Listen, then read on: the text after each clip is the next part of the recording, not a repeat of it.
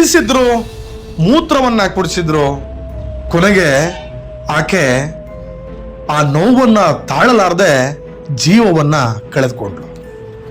ಬಿಹಾರದಲ್ಲಿ ಮಹಿಳೆಗೆ ನಡೆದ ಅಮಾನವೀಯತೆ ನೀವೆಲ್ಲೂ ನೋಡಿರ್ಲಿಕ್ಕಿಲ್ಲ.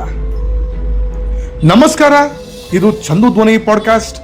ಸುದ್ದಿ ಅಂದ್ರೆ ಕೆಲವೊಮ್ಮೆ ಮಾಹಿತಿ ಅಲ್ಲ, ಕೆಲವೊಮ್ಮೆ ಅದು ಸಮಾಜದ ಕನ್ನಡಿ.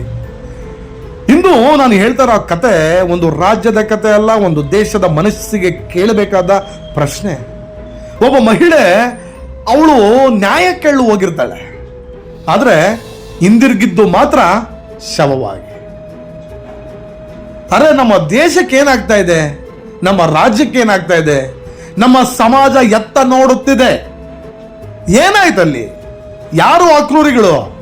ಇದು ಕೇವಲ ಒಂದು ಘಟನೆನಾ ಅಥವಾ ಸಮಾಜದ ವಿಫಲತೆನ? ಬನ್ನಿ ಕೇಳಿ. ಇದು ಬಿಹಾರದ ಮಧುಬನಿ ಜಿಲ್ಲೆ. ಫೆಬ್ರವರಿ 28 ಒಬ್ಬ ಮಹಿಳೆ, ಆ ಮಹಿಳೆಯ ಹೆಸರು ರೋಷನ್ ಖಾತೂನ್. ಅವಳು ತನ್ನ ಊರಿನ ಒಂದು ಸಣ್ಣ ವಿವಾದವನ್ನ ಪರಿಹರಿಸಿಕೊಳ್ಳಲು ಗ್ರಾಮದ ಮುಖ್ಯಸ್ಥೆಯಾಗಿರ್ತಕ್ಕಂಥ ಕುಮಾರಿ ದೇವಿ ಅವರನ್ನ ಭೇಟಿಯಾಗಲು ಹೋಗಿರ್ತಾಳೆ. ಆದ್ರೆ ಅಲ್ಲಿ ನಡೆದಿದ್ದು ಮಾನವೀಯತೆಯ ಇತಿಹಾಸದಲ್ಲೇ ಒಂದು ಕಪ್ಪು ಪುಟ. ವರದಿಗಳ ಪ್ರಕಾರ ಗ್ರಾಮ ಮುಖ್ಯಸ್ಥೆಯ ಪುತ್ರನ ನೇತೃತ್ವದ ಗುಂಪು ಆ ಮಹಿಳೆಯನ್ನ ಹಿಡಿದುಕೊಂಡ್ರು, ಕ್ರೂರವಾಗಿ ಥಳಿಸಿದ್ರು, ತುಂಬಾ ಹಲ್ಲೆ ಮಾಡಿದ್ರು. ಅಷ್ಟರಲ್ಲಿ ಅದು ನಿಲ್ಲಲಿಲ್ಲ. ಅವಳಿಗೆ ಇನ್ನೂ ಕ್ರೂರವಾಗಿ, ಮನುಷ್ಯನ ಒಂದು ಚಿಂತಾಜನಕ ಆ ಮನಸ್ಥಿತಿ ಹೇಗಿದೆ ನೋಡಿ. ಅವಳಿಗೆ ಮೂತ್ರ ಕುಡಿಸಲು ಬಲವಂತ ಮಾಡಿದ್ರು, ಕೊನೆಗೆ ಕುಡಿಸಿದ್ರು. ಕೇಳ್ರಿ, ಒಬ್ಬ ಮಹಿಳೆಗೆ ಮಾನವೀಯ ಗೌರವ ಎನ್ನುವ ಕನಿಷ್ಠ ಕನ್ನ ಕೊಡದೆ ಎಲ್ಲ ಜನರ ಮುಂದೆ ಅವಮಾನಿಸಿದ್ರು. ಗಂಭೀರವಾಗಿ ಗಾಯಗೊಂಡಿದ್ದ ರೋಷನ್ ಖಾತೂನ್ ಆಸ್ಪತ್ರೆಯಲ್ಲಿ ಚಿಕಿತ್ಸೆ ಪಡೆದಿದ್ರು. ಆದ್ರೆ ಆ ಚಿಕಿತ್ಸೆ ಫಲಕಾರಿ ಆಗ್ಲಿಲ್ಲ. ಯಾಕೆ ಗೊತ್ತಾ?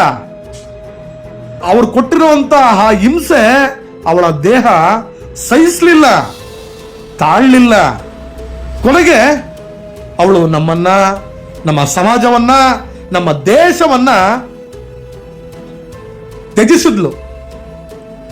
ಒಂದು ಪ್ರಶ್ನೆ ಕೇಳಬೇಕು, ಇದು ಯಾವ ಸಮಾಜ? ಒಬ್ಬ ಮಹಿಳೆ ನ್ಯಾಯ ಕೇಳಲು ಹೋಗಿ ಅವಮಾನಕ್ಕೆ ಗುರಿಯಾಗಬೇಕು ಅಂದ್ರೆ ನಾವು 21ನೇ ಶತಮಾನದಲ್ಲಿದ್ದೀವ. ಕಾನೂನಿದೆ, ಪೊಲೀಸ್ ಇದೆ, ಸರ್ಕಾರ ಇದೆ, ಆದ್ರೆ ಮಾನವೀಯತೆ ಎಲ್ಲಿದೆ ಗುರು? ಯಾರಾದ್ರೂ ಜಗಳ ಮಾಡಿದ್ರೆ ಅದನ್ನ ಪರಿಹರಿಸಬೇಕು, ಆದ್ರೆ ಮೂತ್ರ ಕುಡಿಸುವ ಮಟ್ಟಕ್ಕೆ ಕ್ರೂರತೆನ? ಇದು ಕೇವಲ ಕ್ರೈಮ್ ಅಲ್ಲ ರೀ, ಇದು ನಿಜ ಮಾನವೀಯತೆಯ ಹತ್ಯೆ.